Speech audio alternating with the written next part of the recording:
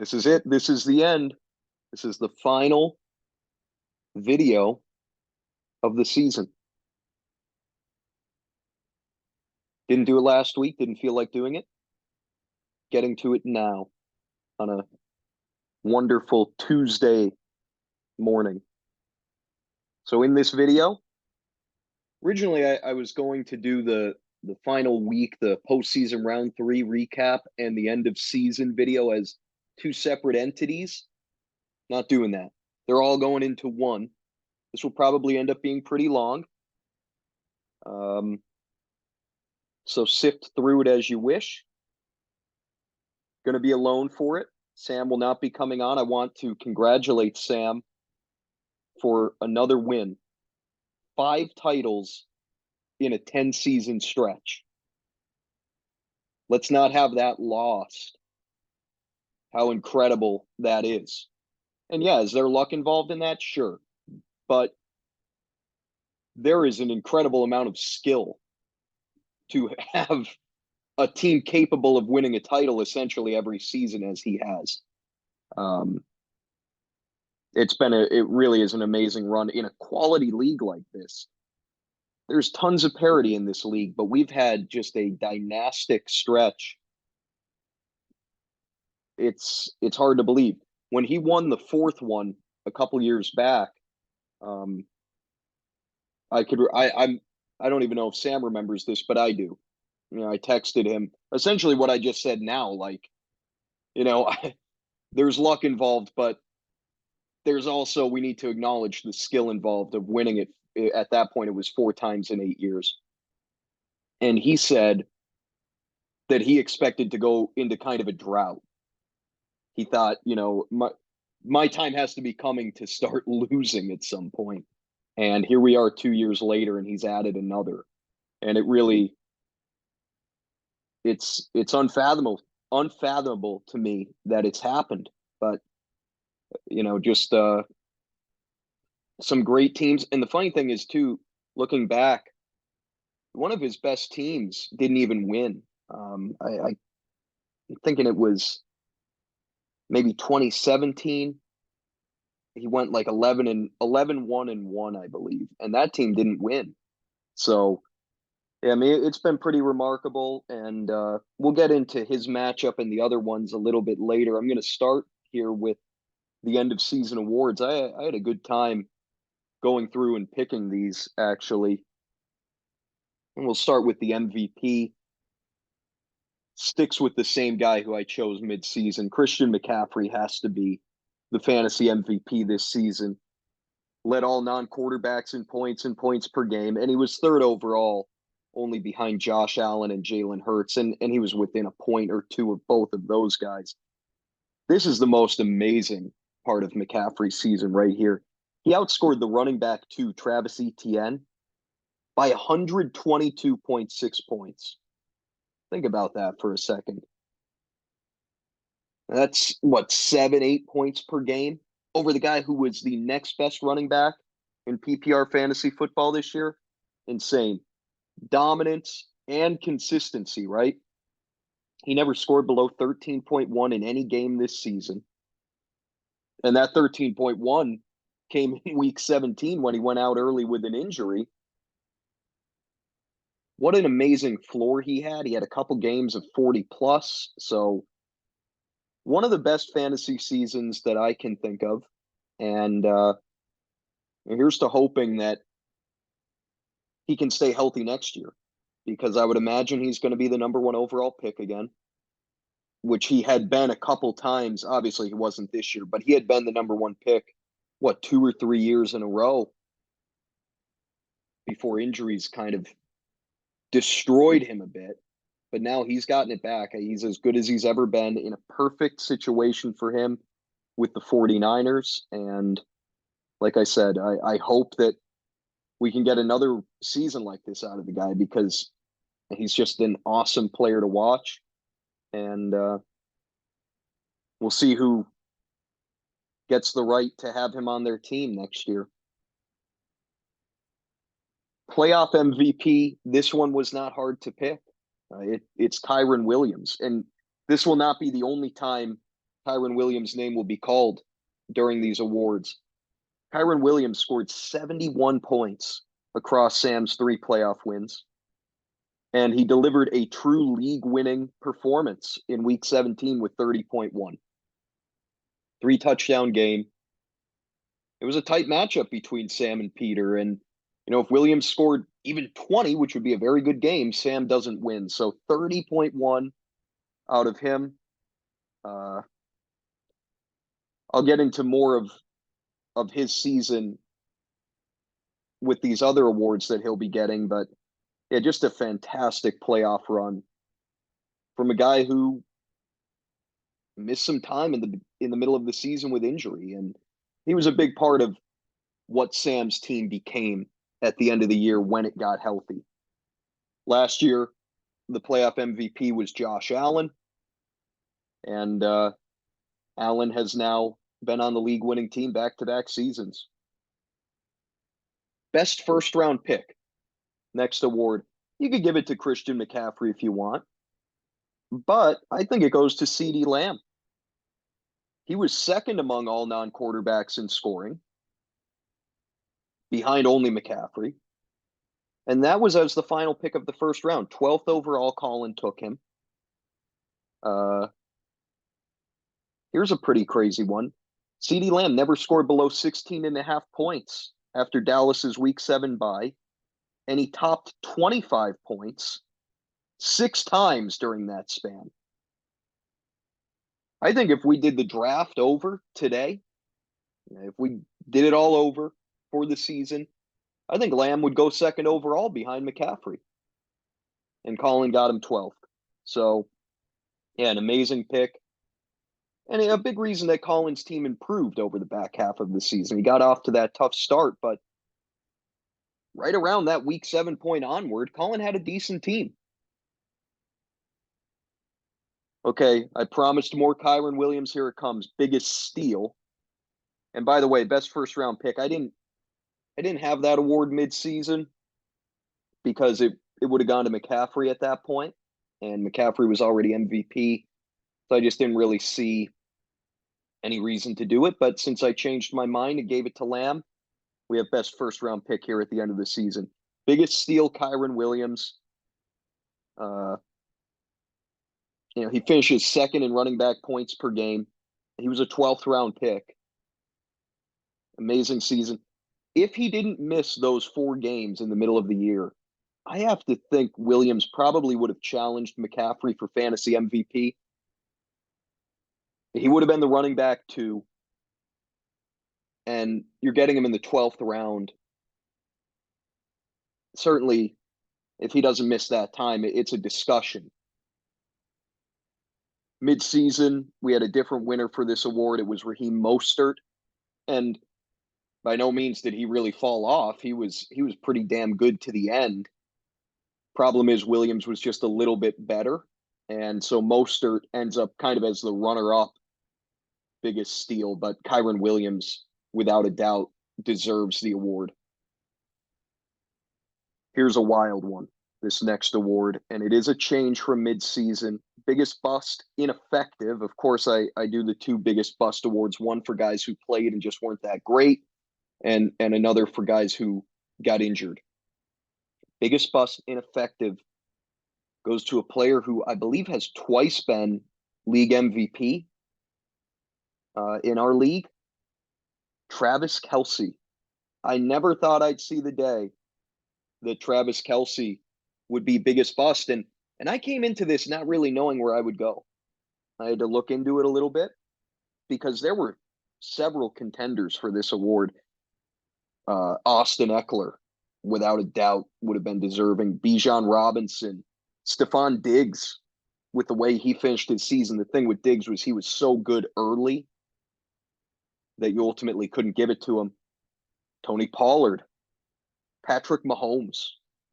All of these guys had an argument to be the biggest bust, but ultimately I went with Kelce, and it was for a few reasons. One, when you take a tight end or a quarterback in the first round or even early second round, you need them to be great. I've always said this. It's the biggest risk of doing it. you need them to be like amazing, and you need them to stay healthy. And when they don't work out, it really hurts your team. Now, hats off to Peter, who, despite having two of the biggest busts of the season, Kelsey and Tony Pollard, still ends up in the title game and nearly won the whole league. And a big part of that is because he had some great later round picks. Guys like Breece Hall in the fifth, Michael Pittman, I think, was an eighth or ninth round pick. Um, and Peter's also just a good manager of his team. He rode Sam Howell during that stretch where he was like a borderline top five quarterback for a while. Kirk Cousins early in the season was great for Peter as a very late round quarterback pick. Justin Fields came back to prominence late in the season. But, amazing what Peter did despite having Kelsey and Pollard.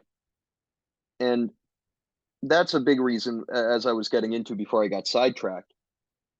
You take a tight end first round, it is really damaging when they don't work out. And that's a big reason why he's the biggest bust to me. And also, what a horrible playoff stretch he had. 21.8 points in weeks 15 through 17 combined. And again, that was such a tight championship match. If Peter could have gotten 15 points out of Kelsey, which in previous years, that's really nothing, right? If he had gotten 15 points out of Kelsey, he wins the league. But it wasn't to be. And also, let's look at this a little bit bigger picture too. Kelsey for years created a pretty incredible advantage at the tight end position, years where he outscored the tight end two by 7-8 points per game, kind of like what McCaffrey did this year. This year, 6 players finished within 2 points per game of Kelsey at the position. 6. So almost no advantage. And you took him so much higher than these other tight ends, and there was almost no difference. And that really is a killer. And Kelsey didn't even finish as the tight end one. That goes to Sam Laporta, who Sam picked up off of waivers. So the tight end one was not drafted. Kelsey was taken in the first round. Just a rough season. And look, it's not like Kelsey was horrendous. He wasn't. He averaged about 14 points per game. He was decent.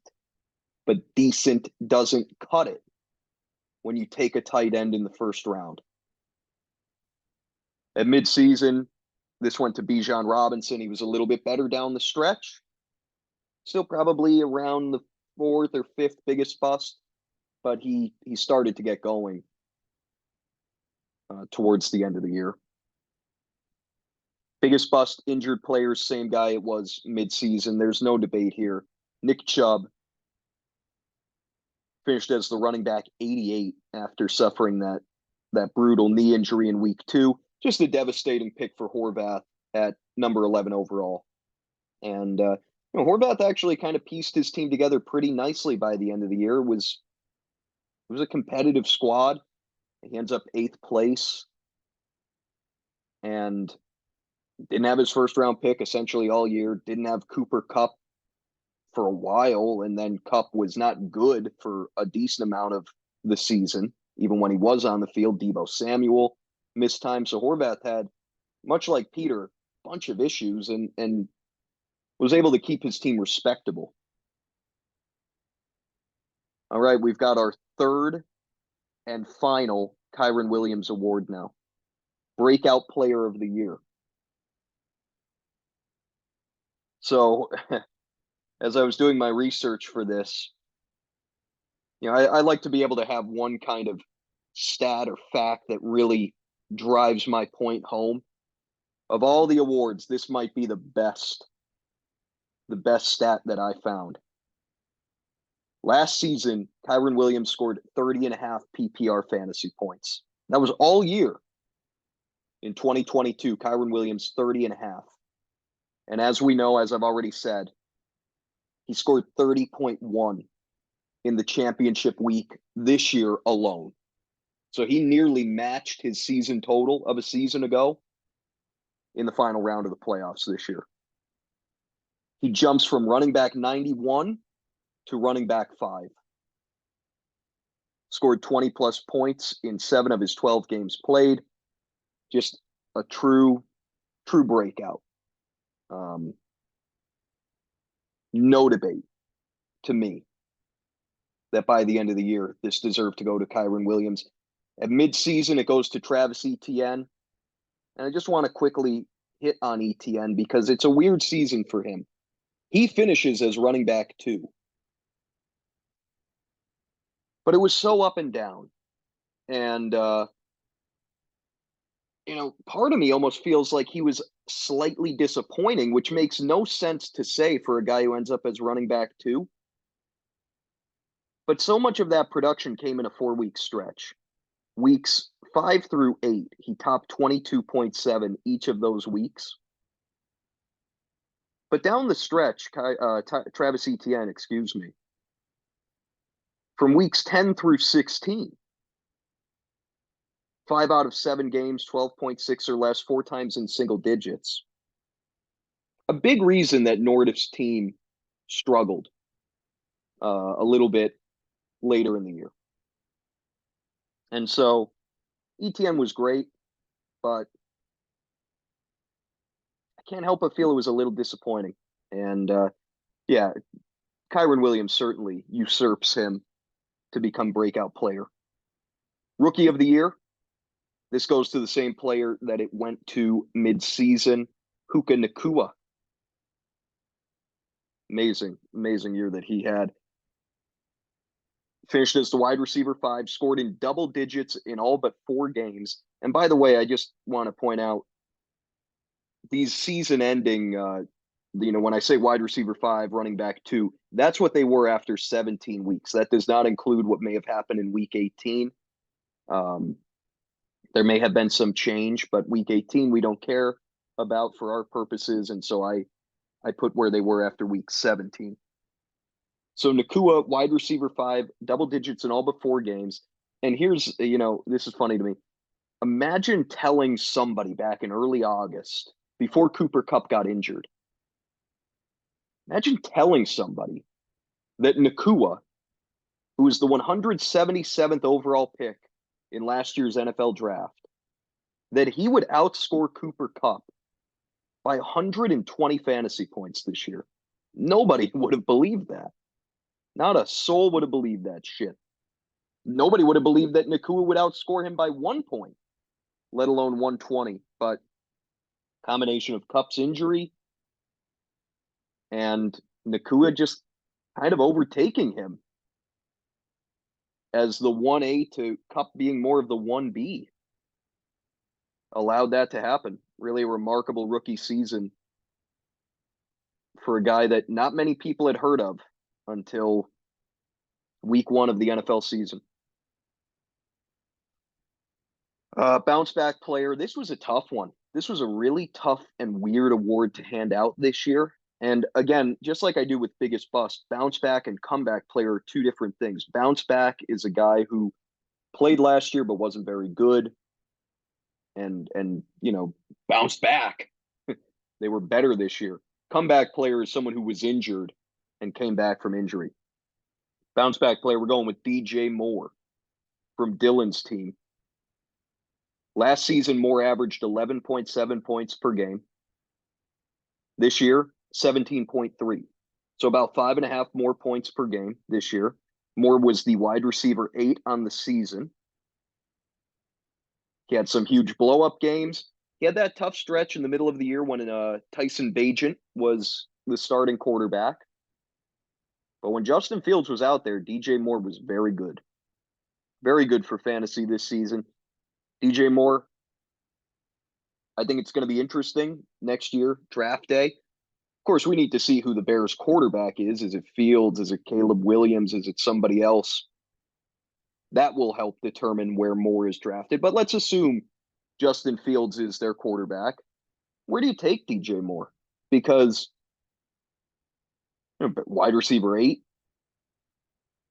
3rd round pick? I don't know. That's probably about where he'll go. But it'll be a scary guy to take there. just because it's so hard to trust the Bears offense and it's hard to trust Fields. But again, we have so much to iron out with that Chicago situation. It's not even worth thinking about right now. But a great season for Moore and really a strong pick by Dylan. Uh, and I do want to say, I do want to mention DJ Moore end of last year was fantastic. During the 3 playoff weeks for me, he could have been playoff MVP last year. He had a Kyron Williams-esque run. He probably averaged about 25 per game during those 3 playoff weeks. And it was the beginning of the season through the middle where he was just horrendous. That Panthers offense was so bad early last year, but he turned it on late last season, gets traded, and continues it into 2023. At midseason, this award went to Alvin Kamara, but he ends up losing it after a pair of single-digit performances to end the season. Comeback player now. So glad that this guy was able to get some sort of award because he sure as hell deserved one. Breece Hall. Very interesting season for him. He scored single digits in 3 of his first 4 games. And it was looking like, man, this just is not going to happen. Bad offense, guy coming off of a significant injury. This ain't going to work out. But he got healthier. The Jets realized we need to lean on this guy. And from that point on, he only scored below 10 one more time. So he did it 3 of his first 4. And then the rest of the season only once more.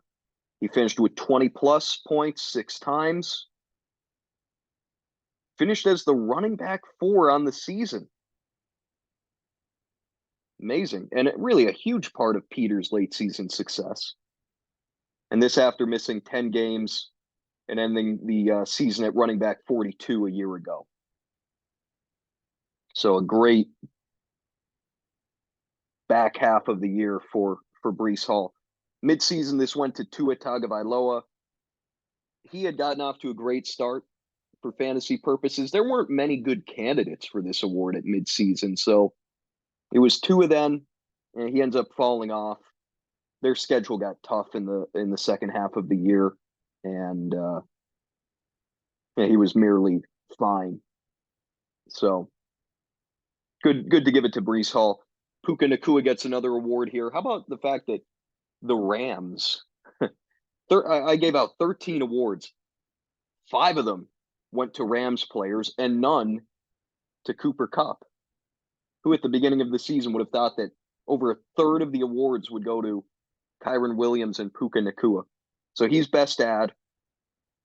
We've already gone over his accolades, so I want to acknowledge the runner-up for this award, which is Sam Laporta, the tight end 1.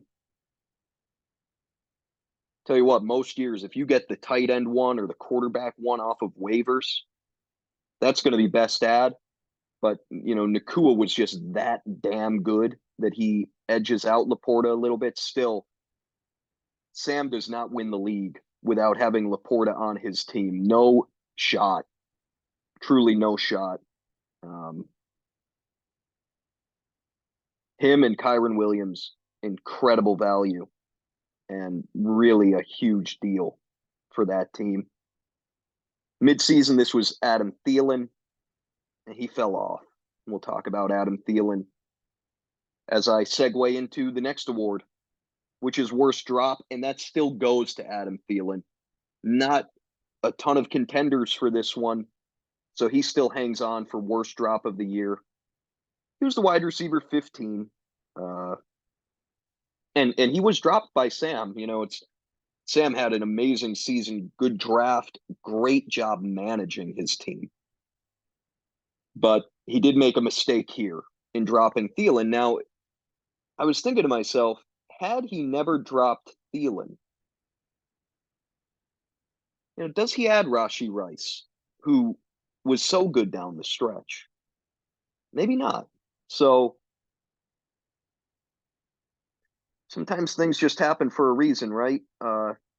Sam dropped Thielen on September 13th. He added Rice on September 30th. Maybe he doesn't make that move 17 days later if he still had Thielen on roster.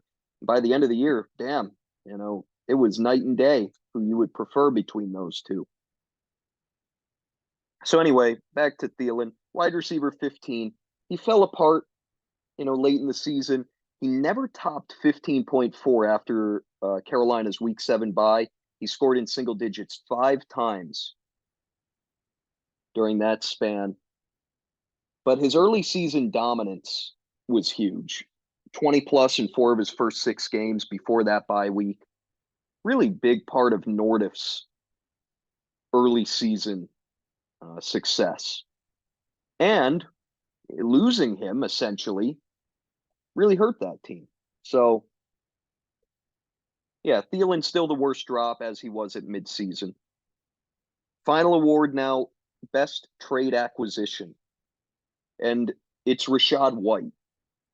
So, not many trades made in the league this year, but one of the biggest ones was the first one.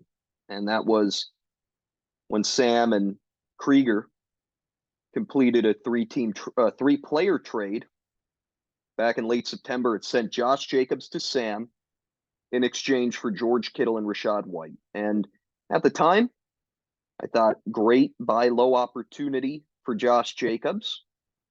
And also a nice move by Krieger to try to solidify the tight end position with Kittle. Now, I wasn't enamored with Kittle because of his inconsistency, but you know what? He ended up being damn good this year and much more consistent than he usually is. So that worked out well. But and hey, Josh Jacobs worked out well too. Obviously, he ends up getting injured final month of the season, but he paid immediate dividends for Sam. I believe the first week he had him, Jacobs scored like 25 to 30 points, and he was pretty damn good when he was healthy. And also, a big reason Sam's team stayed afloat when he had all those injuries with Jefferson and Kyron Williams and whoever else. Jalen Waddle disappointing. So, Jacobs was big. But I never would have thought that the best player in that trade would end up being Rachaad White. But that's exactly what happened. He ends the season as the running back 6. He scored in double digits all but twice after Krieger got him in week 4. Didn't have the highest ceiling in the world, but his floor was immensely high. And just a fantastic running back too, behind McCaffrey. So, yeah, that was a great move. I mean, Krieger ends up winning that trade. It's not like Sam lost it. It was still a good move by him too, but that was a win-win trade. And yeah, Rachaad White was great. So that does it for the awards. Didn't have a best trade acquisition at mid-season because kind of needed to see get a little bit more time to see how things would shake out. But yeah, I think at this point it's obvious. All right. We'll go into the final matchup breakdown now. And as I do this, I'm going to just quickly discuss every team. I talk a little bit about their draft, maybe best worst pick. I haven't put time into this, so it'll be sort of like a instant reaction sort of thing. But anyway, yeah, I'm going to recap the matchups and then sort of recap everyone's season. So we'll start with, of course, the championship matchup. Sam defeats Peter 123.17 to 115.12. Sam with his 5th title. And already talked about it. The matchup MVP, the weekly MVP, it's Kyron Williams with 30.1. It's a performance that will be remembered a long time by Sam. And that's a championship winning game there from Kyron. Already talked more than enough about him, so let's get into some other guys. This was a great week for Sam's team. I know he only scored 123. Well, there's a reason for that. He got negative points combined out of defense and kicker, and he still managed 123. That's crazy. Sam gets what's an average? 16-ish points. Sam gets 16 points out of these two spots. He's scoring 140. So he nearly got boned by those two spots. It nearly cost him a title, as Peter, on the other end, combined for 20 out of defense and kicker. But he was able to overcome it because no one else on his team scored below 10.9. And Josh Allen was good. Not great, 22.85. Zamir White, nice play. Zamir White, he was damn good down the stretch with Jacobs out. In his 4 starts, weeks 15 through 18, 13.1 or more every single time.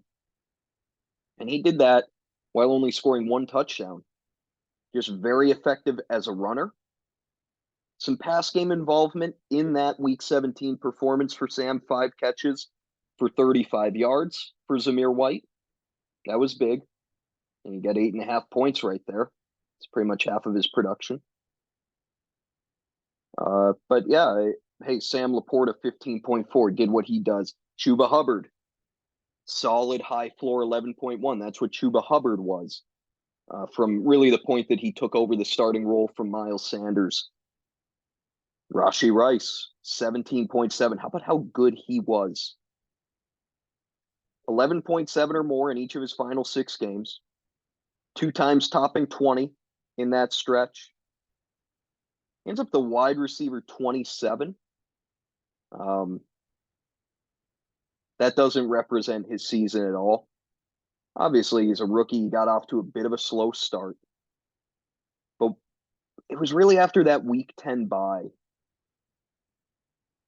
week 12 onward, 9+ targets in 5 of 6 games. He had not seen 9 targets. His season high in targets before week 12 was 7.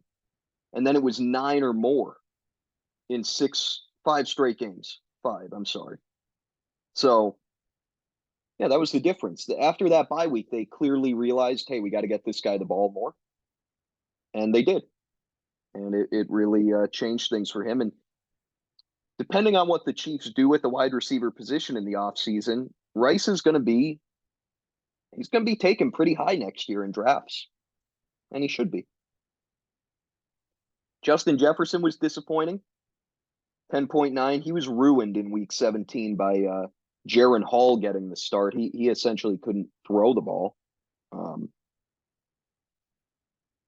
Did a little bit more in the second half. I think he only had 1 catch at halftime. Sam was still down. He needed another reception. They bring in Nick Mullins for the second half, and Jefferson was able to do some good things with him. So, yeah, Jalen Waddle was out. Sam started the wrong defense for sure, but it didn't end up mattering. And congrats to him on his season. Well, let's quickly go ahead and look at his draft. Worst pick. Best pick is, look, it's obvious, right? It's Kyren Williams, 144th overall. You don't have to be a genius to pick that one out. Worst pick, I guess it was Javonte Williams, 5th round, running back 29. At no real point was he a great guy to start. It's funny, he ends up only with 4 weeks over 10.9 points, 4 or 5 weeks, something like that. Yeah, he was like a really low end running back 2. He didn't really kill you if you needed to start him, but never a guy you wanted to put in. And honestly, Sam didn't really have to play him all that much after the trade for Josh Jacobs.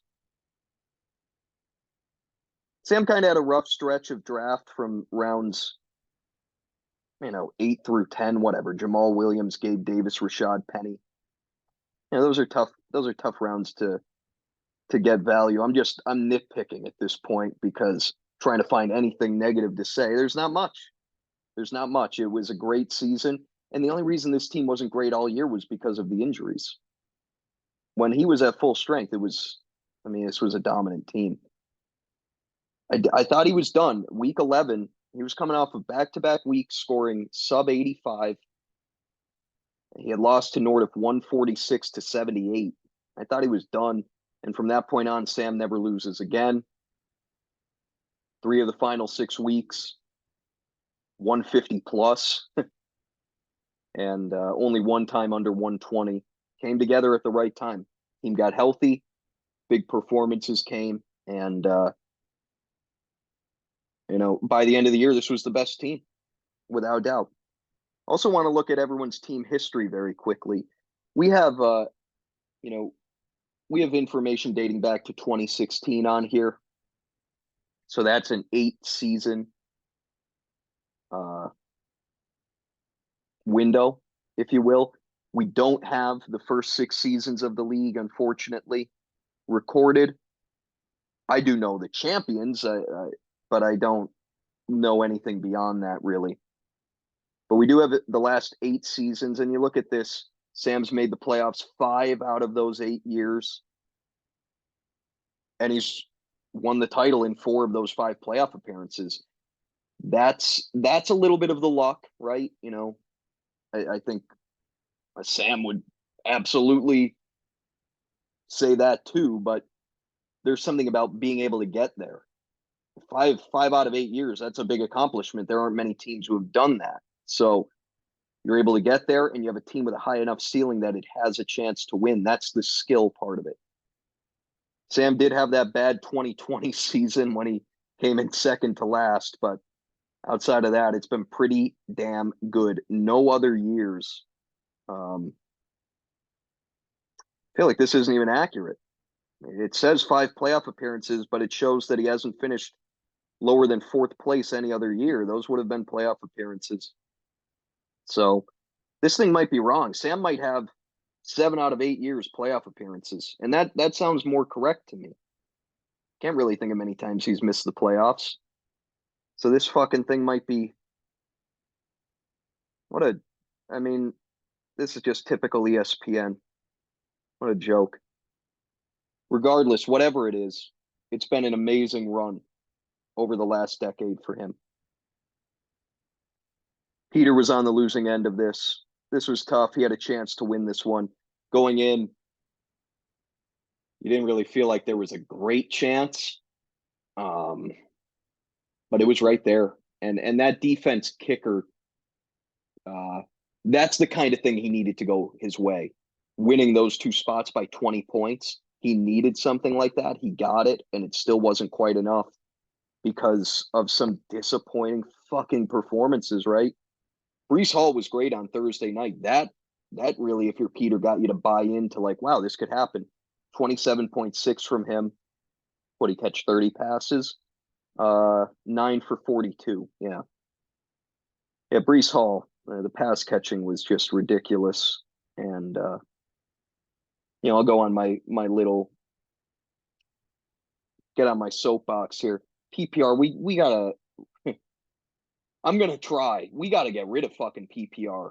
Like, this is 9 catches for 42 yards, right? That's 13.2 points out of 27.6. Half of his points off of nothing. Nothing. These aren't good plays. There was a drive in this game. The Jets went 3 and out. He had 3 catches for 3 total yards. That's 3.3 points. It's not nothing. And it's off of garbage. Just garbage. Garbage offense. We should go to half PPR. That's all I'm going to say. We should go to half PPR. But it's not ultimately up to me. All I can do is try to make a case. All season, we saw way too much of this shit. Alvin Kamara was a joke for a while. Austin Eckler last season was a joke. It's not good. It's not good. It's points being scored off of fucking trash is not good. All right. It's done. That's the last time I'll bring that up on here. Justin Fields scored 27.9. Great, just a great finish to his season. But the rest of the team, Terry McLaurin had a good game too, 16.1, good for him. He was so up and down this year. But it was those big three, first three picks Peter made. They fucked him. Tony Pollard, T. Higgins, Travis Kelce. And how disgusted would you be if you were Peter? Um, I just think to myself, like, I'd want to vomit because it was right there. Winning this was right there. And you get a combined what, like 14 out of those guys? Pollard 5.9, Higgins 2.9, Kelce 4.6. Like those guys combined for 25 points and you win the league. Crazy. But that was kind of the issue with Peter's team this season. Those guys just weren't good. Higgins was great the first two playoff rounds. Pollard had a stretch where he was pretty good, but for way too much of the season, those guys were not good. And they did him in the end. And you know what? For once in a first time in a while, that like the clear best team by the end of the season won the league, and that's a good thing. At least to me, I want that to happen. Sure, Peter doesn't want to hear that, but for me, I like when the best team wins. In this, at least. Take a look at Peter's season. He talked about it when he was on here last week. It was so unremarkable.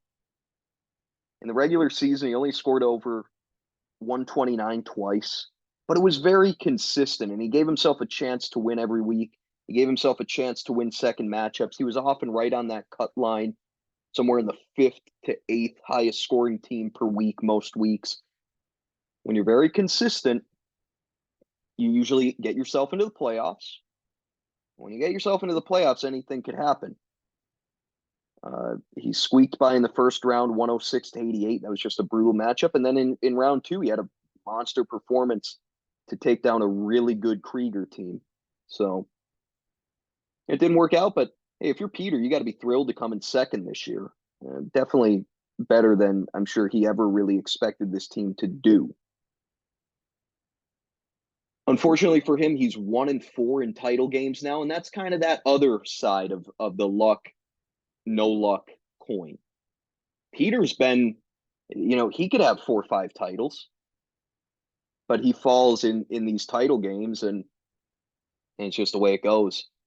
So definitely the second most accomplished in the league, but it's a big gap between first and second. And I do put Peter above the two people who have won the league twice in Horvath and Mecca. Peter, even with one less title, he's been far more consistent than them. As for the draft, we talked about it.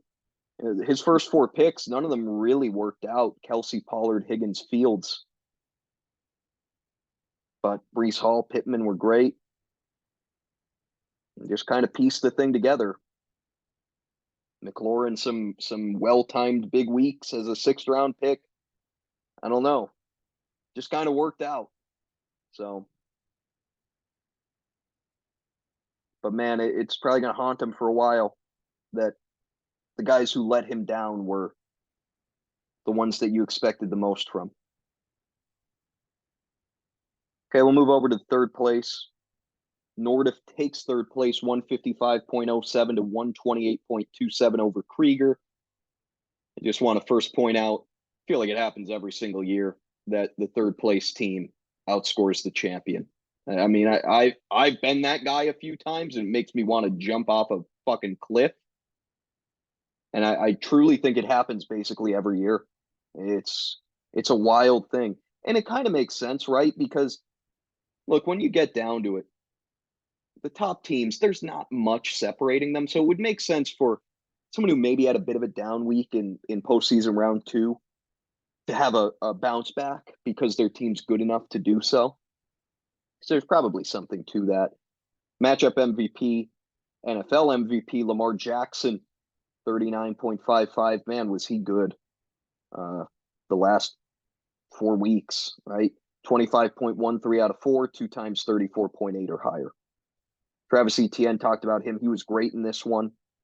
With these non-championship matchups, I'm not going to get a ton into the go too deep into each player.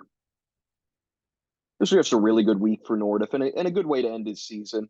Obviously, it's probably infuriating to him that it happened here and not last week or the week before, round 2, where you needed this type of performance. But that's just the way it goes, sadly. It's all about timing. Fantasy football playoffs, it's all about timing. And Nordiff didn't have it. So let's take a look at Nordiff's draft. What do we have? Where are you? Here we are. Tyreek Hill, 2nd overall. It was a ballsy pick. It was just a fantastic pick. Beautiful pick.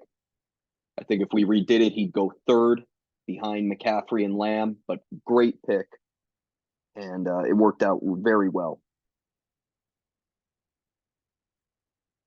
Oh, by the way, Peter, 5 playoff appearances out of 8 years. Is that correct? No, that looks wrong too. I think it's 6 out of 8. This ESPN app is trash. But yeah, Peter, 6 out of 8 years in the playoffs. That's damn impressive. As for Nordiff, his history in the league, he joined in 2018? Pretty sure Nordiff joined in 2018. And he came in last place his first year. And since then, Nordiff has had an amazing run. Really. He's missed the playoffs, I think, once. Yes, once since then. So 4 of the last 5 years, he's been in the playoffs. A couple of 3rd place finishes for him. Very good member of the league. Feels like his time is coming to win. He's been right there a couple of times. But so far it hasn't quite fallen his way. And we'll see what happens.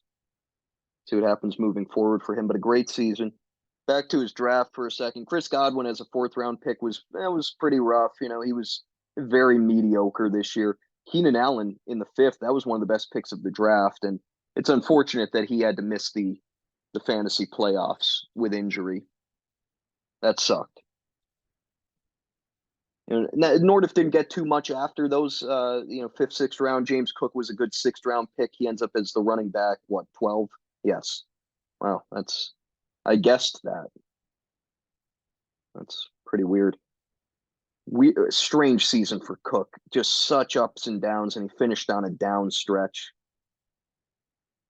Big reason Nordiff got eliminated in round 2. Him and Etienne disappointing. So yeah, some to build on for Nordiff, but he had a very good season, and for most of the year was the best team. Losing team was Jacob Krieger, and whatever, right? Isaiah Pacheco, great game, great season too. 29.5 from him. Rest of the team was not good. Dak had a decent game. McCaffrey got injured. Rashad White actually had his worst game in a while. Chris Olave didn't do anything. George Kittle didn't do anything. This was actually like a perfect storm of trash for Krieger. He still scored 128 thanks to getting 24 out of Harrison Butker. Kicked 6 field goals in that win over Cincinnati. That's good. So Krieger ends up in 4th place with a damn good team. And take a look at his draft now. I'm all over the place right now. I got too much on my mind. Forgot to do Nordiff's kind of season recap. I'll do that quickly here. Nordiff got off to a fantastic start, as we all remember. Through week 7, he had scored 145 plus 4 out of those first 7 weeks. And then he hit a bit of a roadblock where he scored, back-to-back weeks 84 and 107 in weeks 9 and 10, whatever, because he got it back on track. And He lost that semifinal round by 11. What can you do? Good season. Don't hang your head. Krieger also a good season. Started out a little slow, and I didn't remember. I didn't like this team at all coming out of the draft. And Krieger scored 116 or less for the first 5 weeks. But man, after that, holy shit, was it strong. Weeks 8 through 13. That's a 6 week stretch. 150 in 5 out of 6 weeks. Wow. And that's monstrous stuff. Krieger, I believe, the only team who never scored below 100 points this year. He actually never scored below 107. That is very fucking hard to do. But that's kind of what McCaffrey did, right?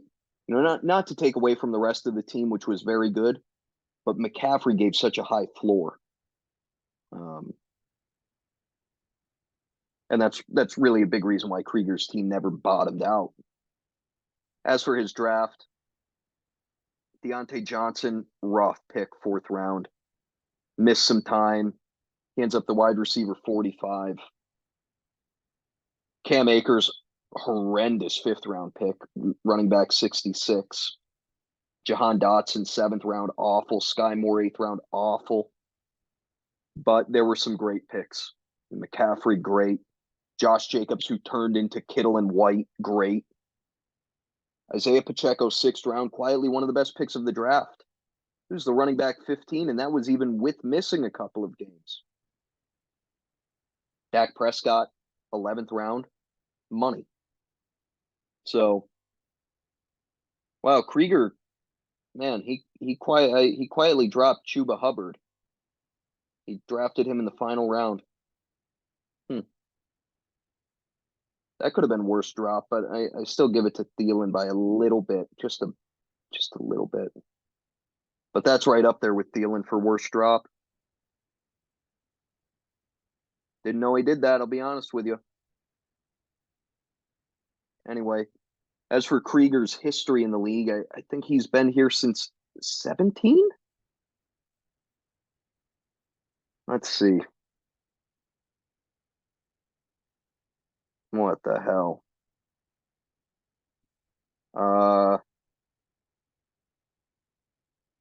Yeah.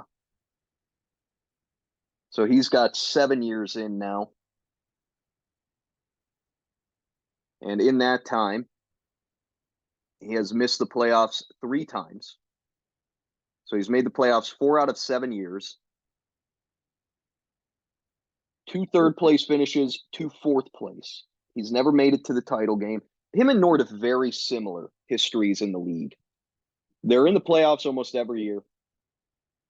They don't make it to the title game, but they've had great teams. It just hasn't come together. Like I said with Nordic, it feels like Krieger's time is coming. Could it be next year? I don't know. One thing I'll say with Krieger, it's pretty brutal. He's had some fantastic individual seasons that have not worked out to win a league yet. And, McCaffrey this year, he had Cooper Kupp in 2021. He had Kelsey on that team too. Krieger's had some elite seasons, like all-time fantasy seasons. Hasn't gotten him to the top just yet. I'm sure that's there's some regrets, but again, that luck is part of this, and it just hasn't quite panned out for him. But a great member of the league, and happy to have him in. And he always adds some intrigue too. He's good for a kind of weird move every year. Happy to have you in. Both you and Nordic. 5th place goes to Dylan. Very happy for him. He took this 5th place match very, very seriously. This was very important to him. And he wins in aggregate. I don't know. I'm not doing the math, but he won both weeks. He was a better team than me. He defeats me, whatever the aggregate score was. Joe Flacco was great. I mean, just funny. 25.75 from him in week 17, 28.5 in week 16. So he was like the MVP of the fifth place game. DJ Moore, 30.9. Brandon Ayuk was good. And, this was all despite Austin Eckler being his typical shit self with 4. And Austin Eckler was a disappointment. So we'll go into Dylan's season and draft now. Dylan got off to a great start. Let's remember that. 140 plus each of the first 3 weeks. And then it fell off. It fell off rather spectacularly. The next 6 weeks, he didn't top 118. So he got off to that amazing beginning. Wasn't too good there. Then he got it back on track towards the end of the season. But the team was just never really the same. And I'll get into why in a second. I've talked about it a million times. We know why. But yeah, it's funny. First 3 weeks, 140 plus every time. And then he only ends up doing that one more time all year. He did score 139 once, to be fair. So, but still, essentially like 2 more times reaching that standard that had been set. And just a horrible performance in the first round of the playoffs. Just awful, 88 points. In a winnable playoff matchup, too. But regardless, this was tough because it's very similar to Peter's season where the guys who screwed him were his first few picks. Austin Eckler, huge bust at 5th overall. Patrick Mahomes, you take a quarterback 20th overall, they better be great. He was not great. It's so similar to Kelsey. Ends up the quarterback 8 on the year. Super low ceiling.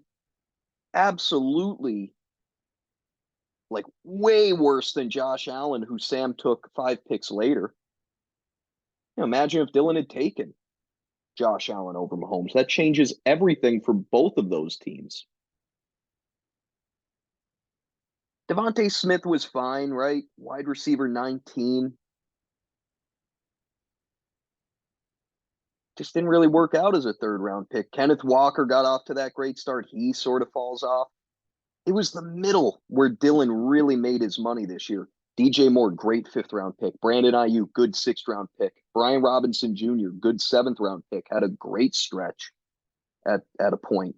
Evan Ingram, getting him in the 9th round was massive. Tank Dell, final round pick, Dylan's favorite player in the NFL, Tank Dell. That hurt when he lost him.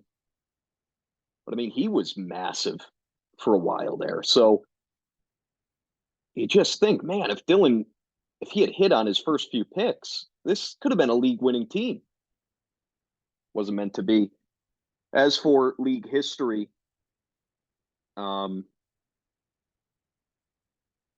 last 8 seasons, right? This is actually accurate. This app makes no sense because sometimes it's accurate, sometimes it isn't.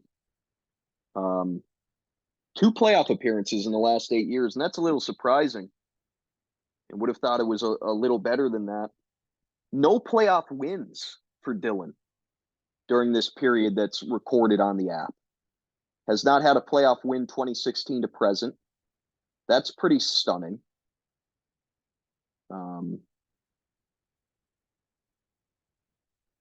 Could have had one this year, but didn't. Maybe next year. We'll see. All right, I'm on the losing end. I come in 6th place. Man, my team was just not good. Really not good by the end of the year. This was a decent week, right? 118 or something. Devon Achane, he was good. That was nice to get from him in a meaningless moment. 23.7. I don't know. The rest of this was whatever. Stephon Diggs and A.J. Brown both sucked. Stephon Diggs, man, down the stretch. What in the fuck? Like, what happened?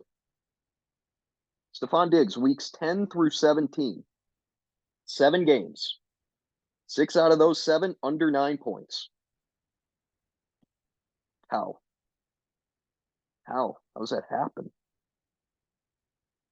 Crazy. He scored 1 touchdown over his final 8 games of the regular season.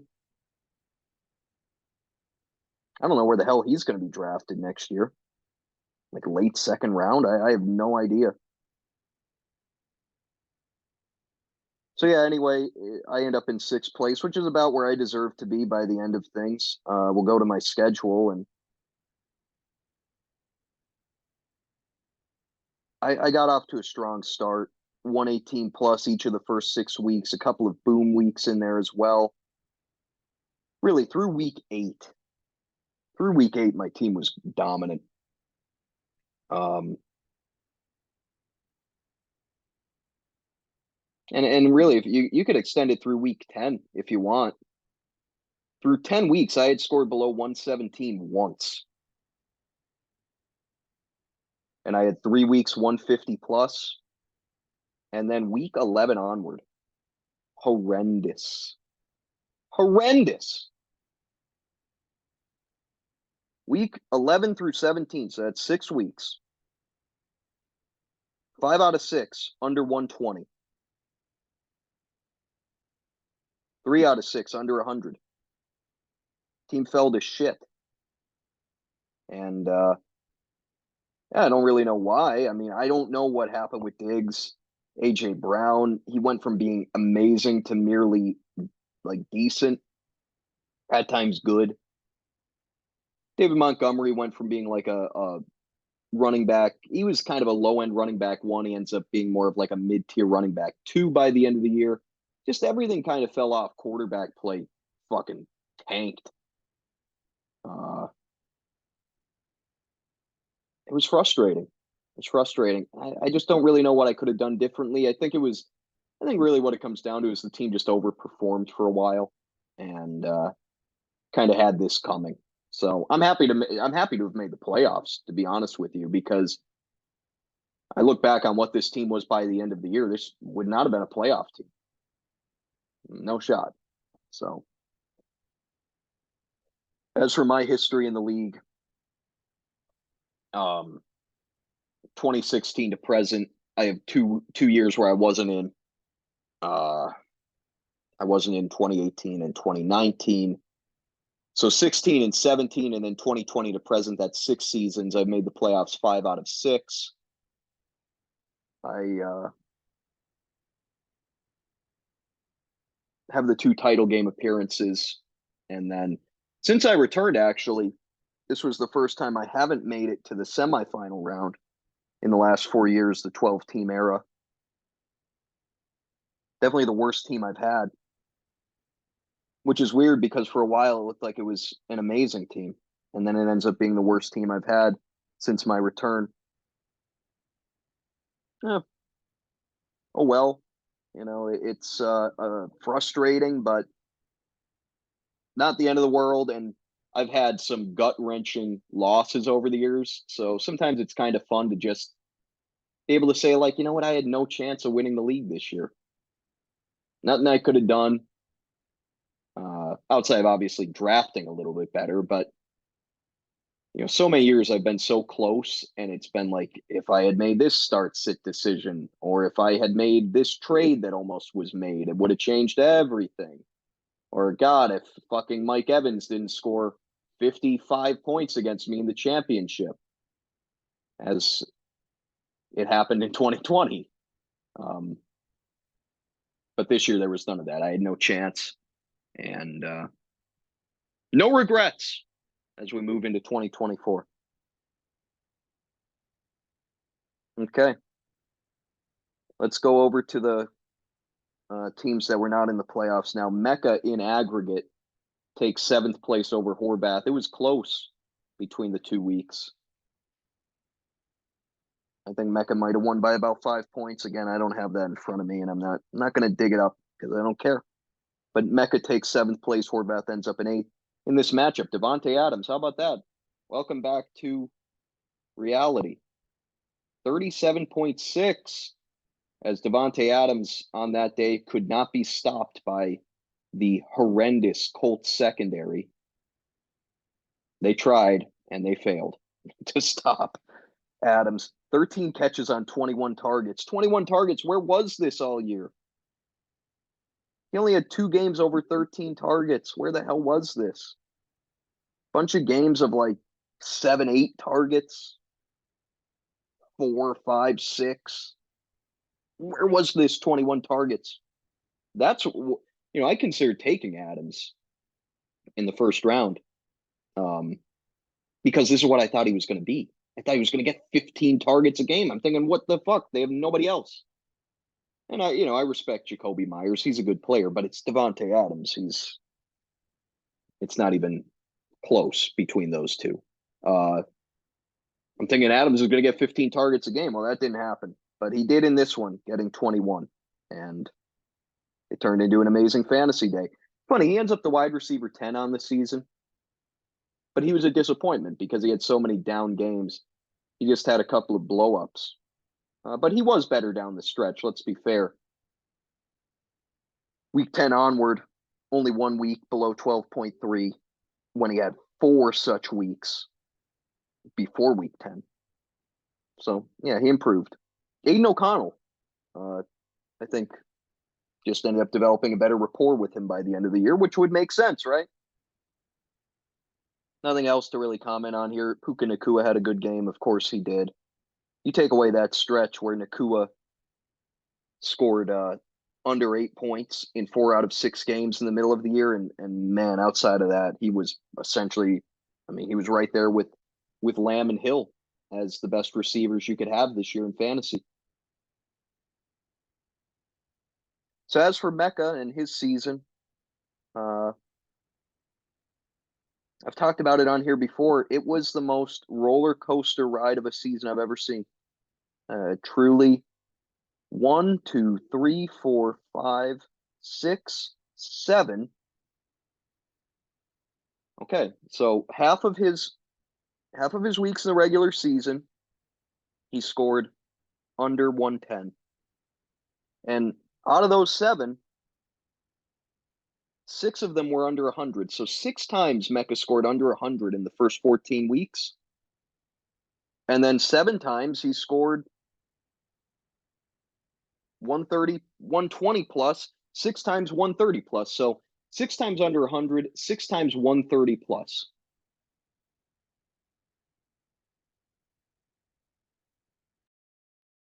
My AirPod died. I knew that was going to happen. And I should have been prepared. I should have been prepared for it to happen. I wasn't. And shame on me for that. Shame on me for allowing my AirPod to die. So yeah, 6 times Mecca scores 130 plus, 6 times under 100. That's absurd. That is just ridiculous. And then in the playoffs, his team was pretty good. 119, 128, 134. This was a good team. It was better than my team by the end of the year.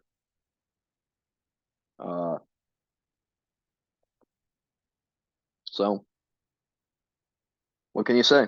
It's a fucked up season. As for his draft, where are we? There you go. Davante Adams, moderate disappointment. Derrick Henry, moderate disappointment. Mark Andrews, disappointment because he gets injured. He ends up the tight end 15 because he went out for the season back in week 11. Aaron Jones, disappointment. He missed a ton of fucking time. Good down the stretch once he got healthy. But yeah, you look at that. If you're Mecca, you feel like, wow, the first 4 picks all kind of let me down. Mike Evans, fantastic 6th round pick. Devon Achane, 12th round pick, money. Now, Mecca did drop him, but then he picked him back up. So, and then Achane and Cortland Sutton ended up turning into CJ Stroud, who was really important to Mecca's late season surge to try to get into the playoffs. He ended up barely missing. The one that you really feel, the one that got away, I guess is the way I'll put it, is Anthony Richardson. That could have been a game-changing pick in the 10th round.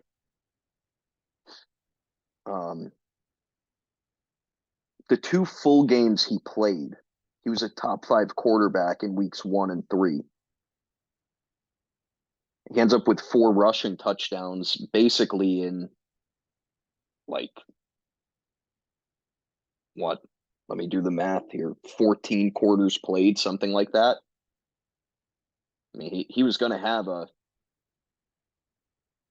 10 rushing touchdown season easily. He could have had like a 15 rushing touchdown season. Would have been a big deal. Would have changed a lot of shit for Mecca. But that's part of the risk when you take a run first quarterback. Part of the risk is that they're more prone to injury. As for Mecca's history, it's a strange one. He has not made the playoffs during the 12-team era, the last 4 seasons. Since 2016, he's only made the playoffs twice, and now, of course, he did win the league in 2019. But pretty shocking that he hasn't made the playoffs the last 4 years. This is a good manager, good member of the league. He's consistently like solid, right? He's in those 4 years, 8th place, 7th place, 8th place, 7th place. He never bottoms out. He's never one of the worst teams in the league, but it's been pretty mediocre here for a while. And much like Dylan, it's surprising to me to see this because I would have thought that each of them had been better than they actually have been. Okay, Horvath, he ends up in 8th place. This was a good team effort. David Njoku, again. He scored again. Can you believe it? 17.4. No, he didn't score. Fuck me. But he had 6 catches for 134 yards. So he basically scored. But yeah, once Flacco took over, it was just amazing. Targets. He had 9+ targets, all but once from week 10 onward. It's actually false. Man, I'm shot. I'm so shot. I'm sorry. I'm going to apologize. I'm sorry. It's 8+ targets, all but once from week 10 onward. Still really good number. Ton of production, touchdowns, yeah, all that good stuff. And Njoku ends up tight end 6. Deebo Samuel was good. DeAndre Hopkins was actually good in this one. Swift wasn't. Swift really fell apart, man. He ends up running back 20. That is so disappointing with the way he started.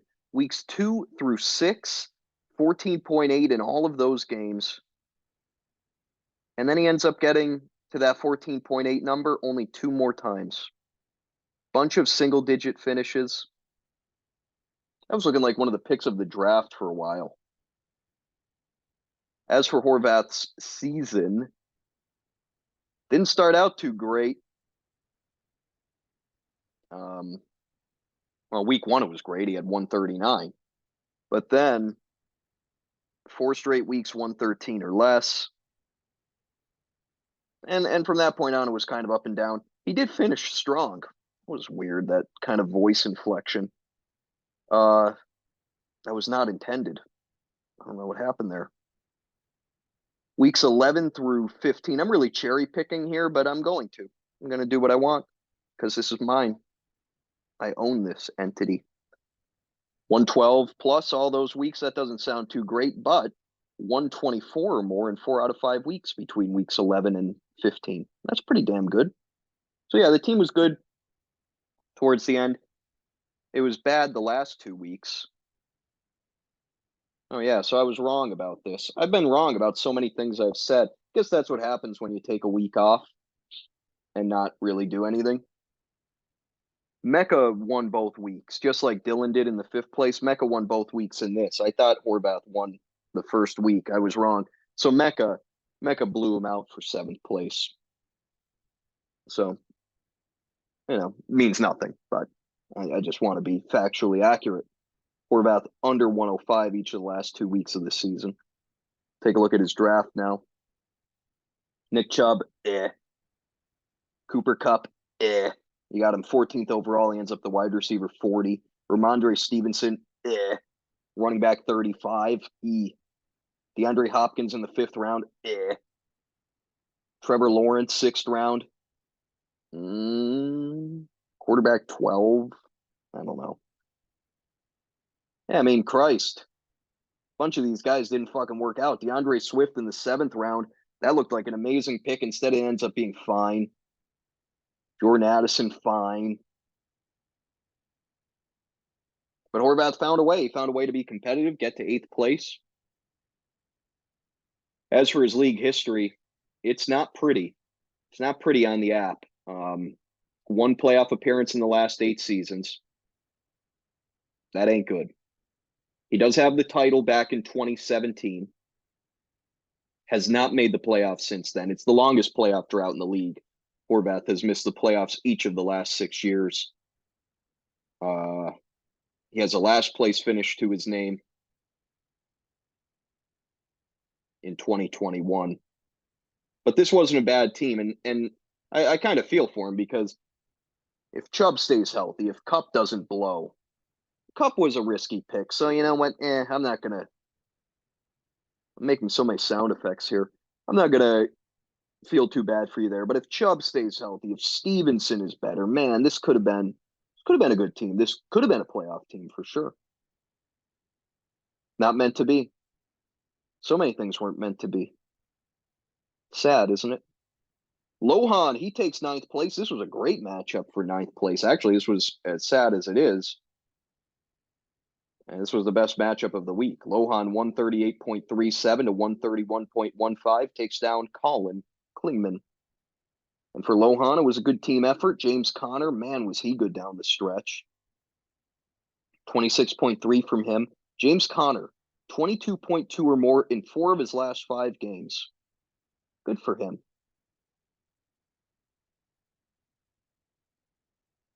Zay Flowers, I think he scored. He did. Jalen Warren, I think he scored. He did. Calvin Ridley sucked. I'll always be glad to point that out.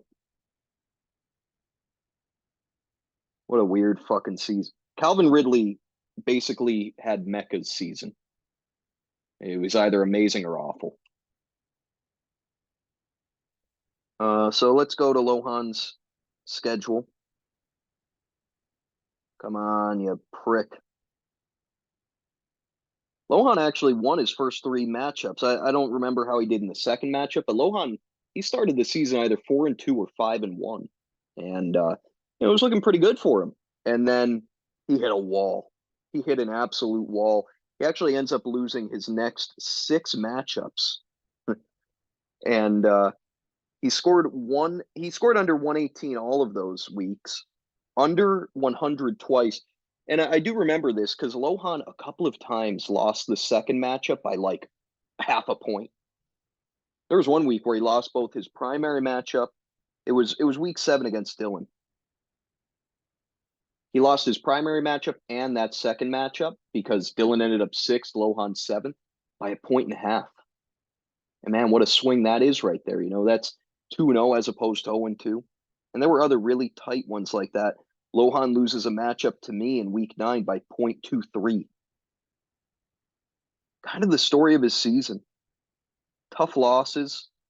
This team was good enough to make the playoffs, and it was great at the end of the year. 162 in week 16, 138 in week 17. I mean, damn. Lohan's team was arguably the best in the league. That was probably the highest scoring team in the league the last 2 weeks. But that just speaks to the league, right? You know, there aren't really complete trash teams. Everyone has their moment. You just hope that it doesn't come like it did for Lohan too late. Unfortunate. As for Lohan's draft, Saquon Barkley was okay as a first-round pick. He ends up running back 13. Missed 3 games at the beginning of the season. It was fine. It was a moderate disappointment. Jalen Hurts, great pick in the second round. That worked out beautifully. Calvin Ridley, that was a mistake. That was a mistake of a 3rd-round pick. James Conner is a weird one because he ends up, finishing so strong. This is kind of a microcosm, I guess, of Lohan's season, right? He was good, but it was too late. From weeks 4 through 12. So that's a 9-week stretch. Combination of injuries and ineffectiveness led to Conner scoring in single digits all of those weeks. He missed 4 games. And the 5 games he played, 8.3 or less in all of them. So a 10-week or 9-week stretch, you didn't get double digits out of Connor. So it's pretty hard to call him anything other than a bust just because he turned it on late. Oh, well, it didn't mean anything. He's a big reason why he didn't make the playoffs. TJ Hawkinson, 5th round, one of the best picks of the draft right there, even with his late season injury. Not much else to speak of. Jalen Warren, nice value in the 10th for sure. Zay Flowers in the 9th. So actually, yeah, I mean, those are 2 really good picks, 9th and 10th round, to get 2 guys that were starting caliber. Well, it wasn't a bad year for Lohan. It really wasn't. And I I keep hammering this home, but like the gap between like 5th and 9th, right, or 6th and 10th, it's not that much. It really isn't. Just like the gap between 1st and 4th isn't that much. 4 seasons Lohan's been in the league now. He's made the playoffs twice. He's missed the last 2 years. Came in second back in 2021 when he lost to Sam. That was a matchup he could have won. He actually nearly did win. Najee Harris almost like Monday Night miracled him to a victory. It was Ben Roethlisberger's last home game. It was a game that Sam was at in person. And Najee Harris very nearly carried Lohan to a late, like incredible victory, but he fell a little bit short. So regardless, Lohan's been good since he's joined the league. 50% playoff rate and pretty competitive in all 4 years. Colin loses here. Colin got an amazing performance out of CeeDee Lamb, 40.2. Jerome Ford was great. He picked up Patrick Mahomes, who Dylan had dropped. I think that's funny. He sucked. 14.45. That's kind of the way Mahomes was. It actually ended up being a mistake. It cost Colin about 5 points, starting Mahomes over Baker Mayfield. Jahmyr Gibbs was no good in this one. Colin had a weird season. What did he start, like 1-11, something like that? Yeah, I mean, it was, for a while there, it was disgusting. He scored 106 or less in 108 or less in 6 of his first 7 weeks. It was awful. Then, weeks 8 through 10, 170, 139, 170. Where the hell did that come from? Then, right back to shit. 110, 107, 118.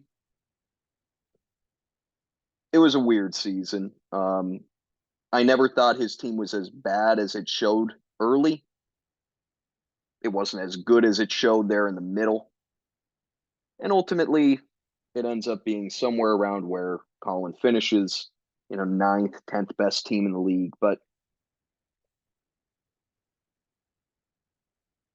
I feel like if he had gotten a few more breaks, could have been an interesting team. We'll look at his draft here. I guess what I'm saying is I don't feel he was that far away from being a contender. CeeDee Lamb, 12th overall, one of the top picks of the draft. We've already been over that. Garrett Wilson, 13th. That was a shame because if Aaron Rodgers plays, that's probably a different story. He ends up wide receiver 26 with some of the worst quarterback play in the entire NFL. He only scored 20 plus points once. He had 20.1 in week 14. I feel like if he had a competent quarterback, there are some huge games there, but didn't work out. Jahmyr Gibbs, so good for the majority of the second half of the season. And again, like if he could have been better early on, but that's part of the risk of drafting a rookie, that it's probably going to be a slightly slow start. When you draft a rookie, you're picking them for more of the second half of the year. Dameon Pierce was a disaster of a 4th round pick and not something I really saw coming. I didn't think he'd be amazing, but I thought that he would be a pretty safe running back too, and instead he ended up losing the starting job to Devin Singletary. Running back 55. Big mess. Drake London was bad as a fifth round pick, wide receiver 36. Mike Williams goes out for the season. He looked great when he was there, but he pulled a typical Mike Williams, got injured in week 3. We never saw him again. Wide receiver 112. Christian Kirk was a good 8th round pick, but because of injuries, he ends up as the wide receiver 47. So I don't know. It's pretty tough, right? Like, but Colin also had Jerome Ford. Once this loads, I'll be able to tell you where he was drafted. Come on, you prick. 15th round. Yeah, Colin got him second to last round. Running back 16. Fantastic pick. So it was weird. I stick by saying that he wasn't that far away from being good. And kind of a disappointing season. As for Colin's history in the league, he joined in 2018 and immediately finished in second place. He lost to Sam in a championship matchup. Patrick Mahomes kind of carried Sam to a win on a Sunday night. I vividly remember the game. They were playing Seattle Sunday night, and Mahomes had an incredible late game drive. He was using his legs. I think he may have run a touchdown in. He had a touchdown of some variety. I got to find this game now. 2018 NFL season. Mahomes, I believe, also had a 2-point conversion on this drive. Let's see. I gotta see how accurate I'm retelling this. Seahawks Chiefs 2018. December 23rd, 2018.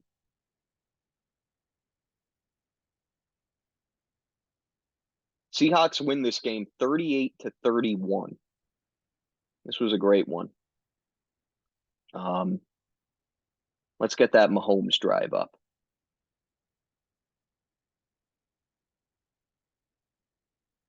Da, da, da, da. Okay.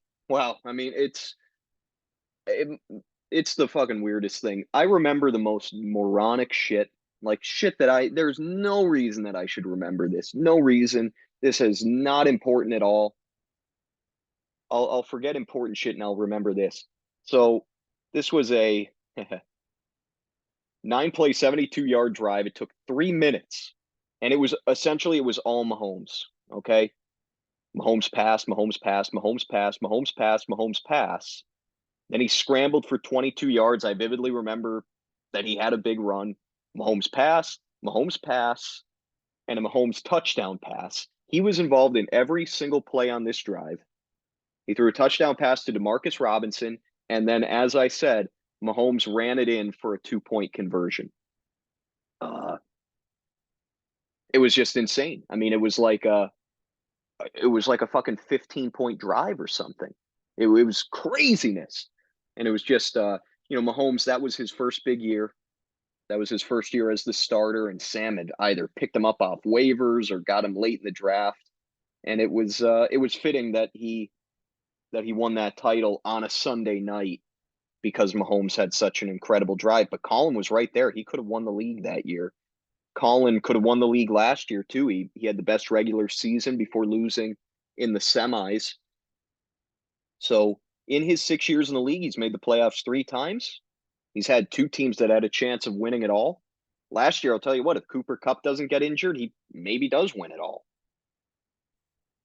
So Colin's had good success in his short time in the league. Now we'll move over to the last place game. Andrew avoids last.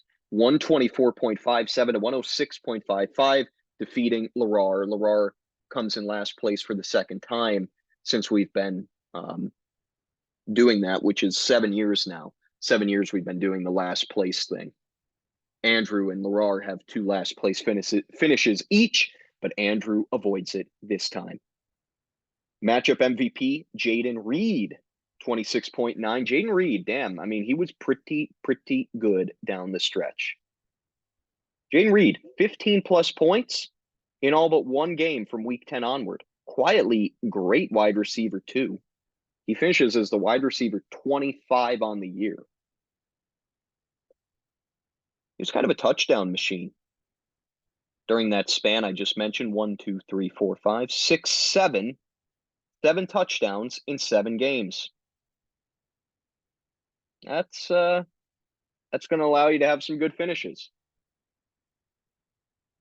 Amon-Ra St. Brown was strong. Nico Collins was strong. It was those 3 receivers that really carried Andrew to this victory. 48, about 64 combined out of them. Yeah, that's going to get the job done.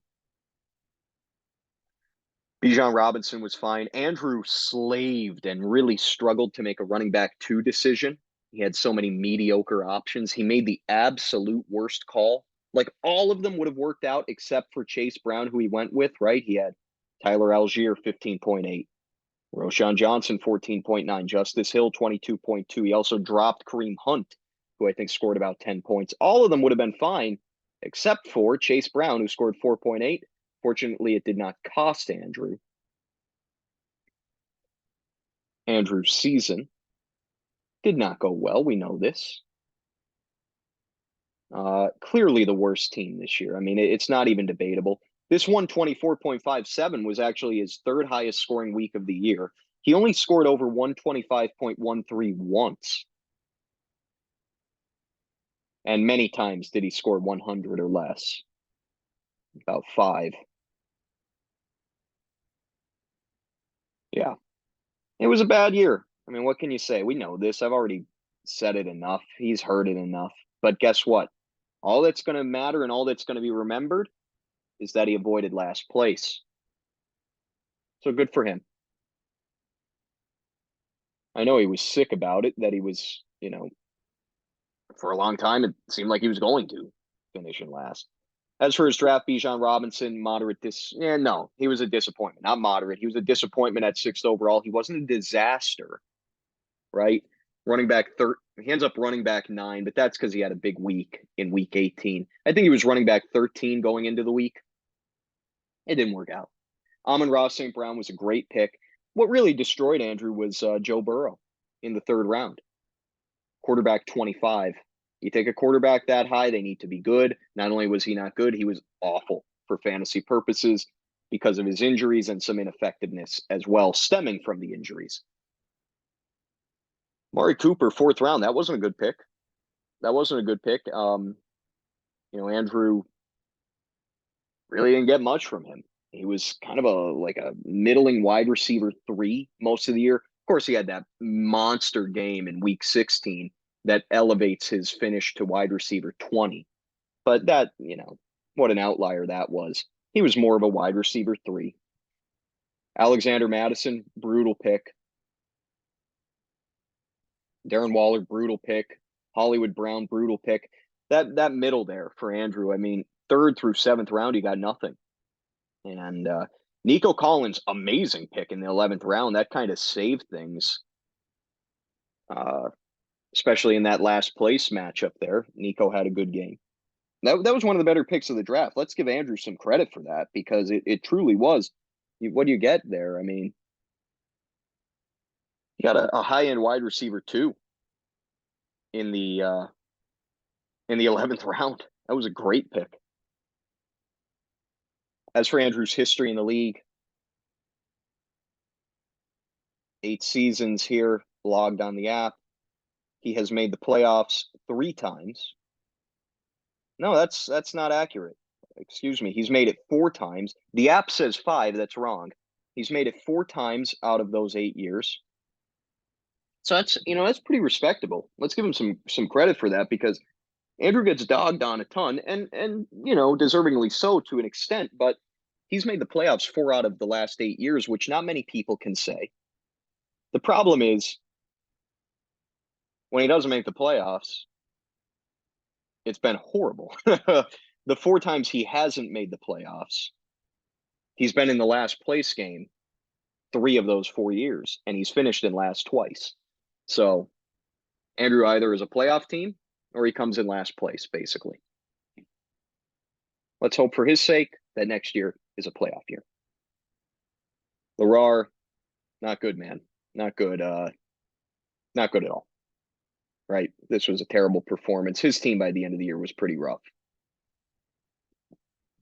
Talk about it more in a second. Jonathan Taylor was good. 17.4 out of him. Got great defense kicker production. 27 and 27.4 out of those 2 spots combined. You'll take that every single time. Wasn't enough. Because Joe Mixon was good too, but Kamara and Jamar Chase, this is the real disaster. You get 14 combined out of Kamara and Jamar Chase. Can't have that. You needed like 30 out of those guys. Instead, you get 14. So Lerar comes in last, and it was a strange season for him. You know, he got off to that horrendous start, right?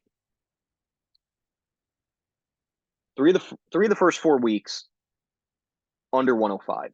He scored 65 in week 2. That's one of the worst performances in league history. 151 in week 3. Make that make sense. Lerar, week 2 through 5 went 65, 151, 99, 172. That is, it's as bipolar as it gets. But then things kind of settled down, and they settled down in a bad way because weeks 7 through the end of the year. So that's an 11-week stretch. Week 7 through 17, that's 11 games. Lerar topped 120 just twice. And 108 or less, 5 times here? 1, 2, 3, 4, 6. 108 or less, 6 of the final 11 weeks. Yeah, it got bad. There was a point there. It looked like he was going to make the playoffs. He was holding a playoff spot, I think, through like week 8, week 10 maybe. And then just sort of a nosedive. And even he had one really good week in there where he scored 136 and he freaking lost to Mecca. It was a devastating loss. His best week, he didn't even win the primary matchup. So, yeah, it was more bad than good. Do I think Lerar deserved to come in last place this year? No, I don't. I really don't. But by the end of the season, he was clearly one of the 2 worst teams between him and Andrew. And the other thing with Lerar, he didn't really do anything to improve his team throughout the season. So just didn't work out. He never shored up that wide receiver 2 spot. And, looking at his draft, right? That Jamar Chase pick was killer. You take him 3rd overall, you take him over McCaffrey. And yes, he ends up wide receiver 11. Okay. But very similarly to Devontae Adams, it was a disappointment. It was aided and inflated by huge games. He had a 52.2, a 31.55. He also had 1, 2, 3, 4, 5, 6. He had 8 games in single digits. That's awful for a guy you took 3rd overall. Awful. Joe Mixon was fine. Actually, I'd go as far as to say by the end of the year, he worked out. He got off to a slow start, but he was damn good over the back half of the year. They really leaned on him after the Burrow injury, and he kind of became a touchdown machine. He had 1 touchdown through 6 weeks. He ends up scoring 4, 6, 8, 11 from week 8 onward. Najee Harris was okay. Just kind of what he is, right? Low-end running back 2. And he was better in the back half of the year as he was a season ago. Late in the year, they kind of ride him, right? Weather gets worse, and he turns it on a bit. So that's something to remember with him. He might just be a second-half guy. Still not a good pick from the 3rd round. Didn't work out. Alvin Kamara worked out. It was a shame that his season ended poorly, but for a while there, he was looking like one of the picks of the draft by Lerar. But then just some bad shit. Jerry Jeudy was awful. Deshaun Watson, Kyle Pitts, awful. Jonathan Taylor it's funny that worked out as an 8th round pick. It wasn't amazing because he missed so much time. He ends up, not playing in 7 games this year. But when he was out there, he was a good running back too, and at times a low-end RB1. Jacoby Myers also a pretty good 9th round pick. Finishes as the wide receiver 24. As for Larar's history in the league, 2 playoff appearances over the last 8 seasons. He also he has not had a playoff win in those 8 years. So it's been a while. It's maybe been, well, I mean, he won the league in 2012. I would imagine he's won a playoff game since then, but maybe not. We know he hasn't won one since 2015. All right. Well, this, as I predicted, was quite long, but it was always going to be. And what else do I want to discuss on here? Oh, yeah, final standings and power rankings. That's right. I want to do that. Final standings, Sam first, Peter second, and then Nordiff Krieger, Dylan me, Mecca Horvath in the 7-8 spots, Lohan Collin, Andrew Larar to round it out. Final power rankings, very similar to final standings, but a little bit different.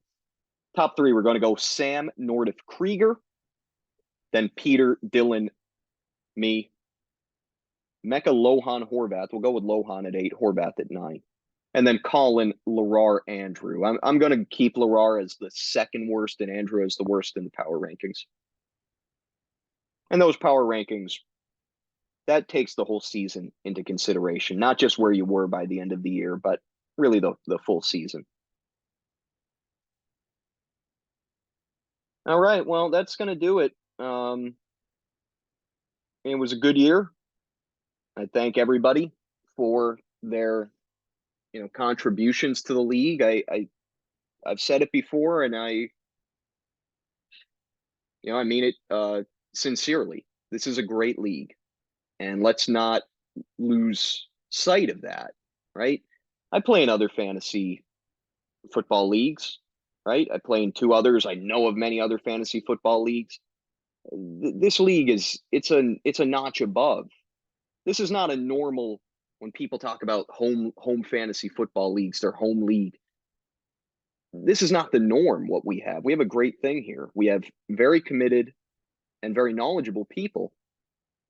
And it's fun to be a part of such a competitive and challenging. I know it's not too challenging for Sam, for the rest of us, such a fun and challenging league. And it's good to be a part of it. And I'm proud to say that I am the commissioner of this league, to be honest with you. And this thing's been going 14. This was the 14th season. This is had this league going over half of my life, and it's sometimes you just need to take a second like this and reflect on where you're at. And yeah, this league would be nothing without all of its members, and I thank each and every one of you for what you do and how much you care and how much you pay attention and how much you put into it. So this was a good season. We'll have year number 15 starting in about 8 months. And we'll go through the same song and dance next year with the vote on rule changes. There are some things I'd like to see change. I said I wouldn't mention it again. I'm going to mention it one more time here at the end. I really think we got to change from PPR to half. I really do. I think that would benefit the league. Again, this is a great league. It's a highly competitive league. We should have the best possible rules. And we should want to be as realistic as possible. We shouldn't want 9 catches for 42 yards being a good thing. again, it's up to everybody what we do. Another thing I'd like to see us change to, I'd like to see Fab in place of waiver priority. I think waiver priority is kind of a joke. I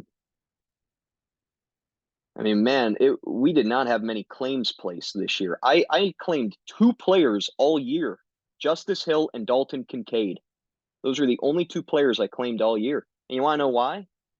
Because I knew I was going to be awake at fucking 4 a.m. to be able to scoop up the scraps. That's why I didn't claim anybody all year. And you know what? If we had Fab, that wouldn't be a thing anymore. That waking up at 4 a.m., that wouldn't be a thing. And it wasn't even waking up. Most of the time, I would just stay awake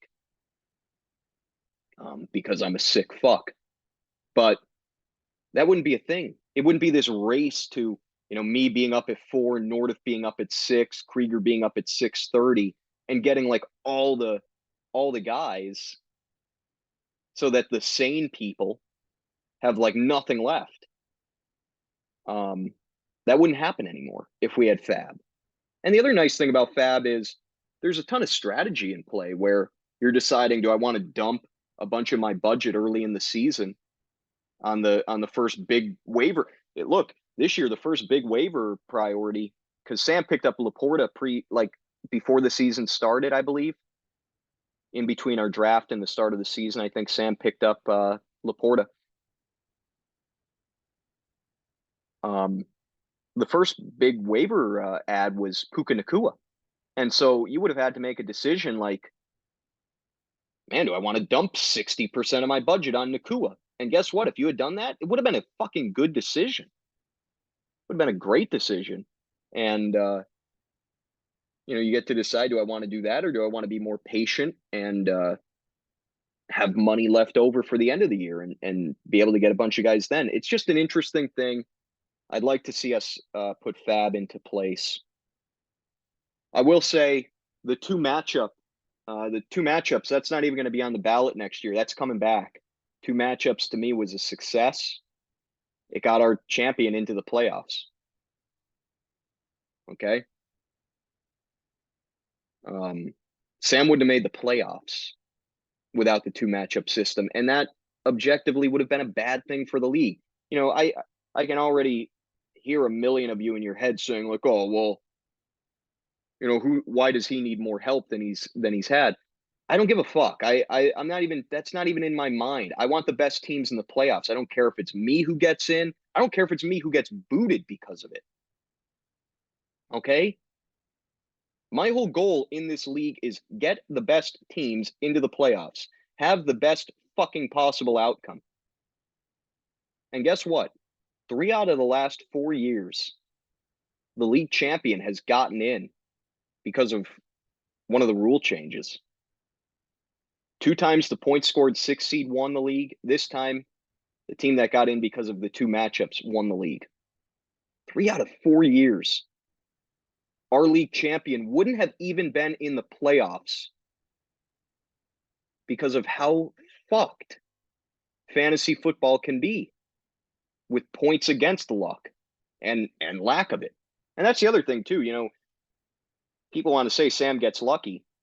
Sam for years has gotten boned in points against. I want to say he's number 1 in points against 3 of the last 4 years. So yeah, he gets unlucky for 14 weeks. And then, yeah, maybe he gets a little bit lucky the last 3. But guess what? He earned that luck from somehow staying alive as he was getting screwed for 3 months. So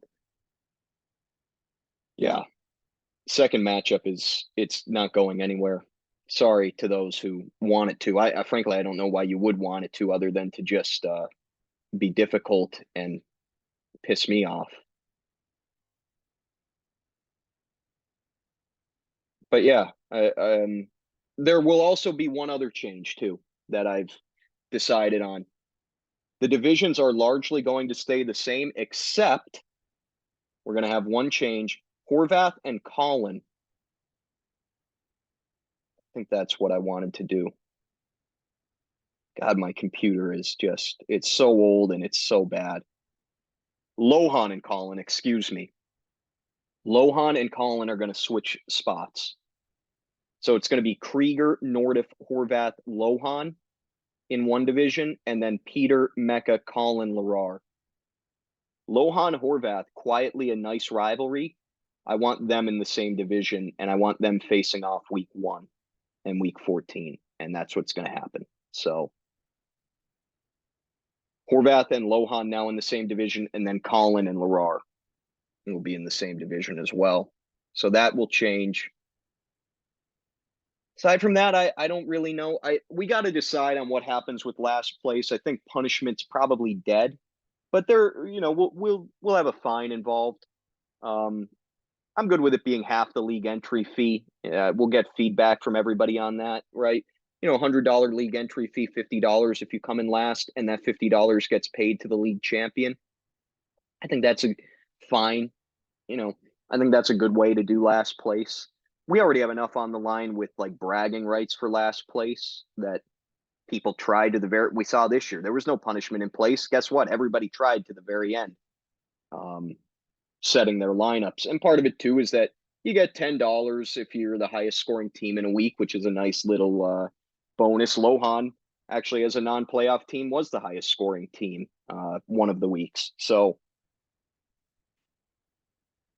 yeah, we'll decide on what we want to do with last place, but that's kind of where I'm at. $50 payment to the league champion. Again, that'll be voted on. What else? I don't know that there's anything else. Relegation will be back on the table. Then we won't have a last place fine. We'll have that. All right. Well, again, thanks to everybody in this league. It's good times. We got a nice 8-month off season now, and hopefully year 15 goes well. Have a good rest of your winter. It's such a wonderful time of year. Everybody loves this time of year, and speak to you whenever. I don't know when I'll see or hear from any of you. Goodbye.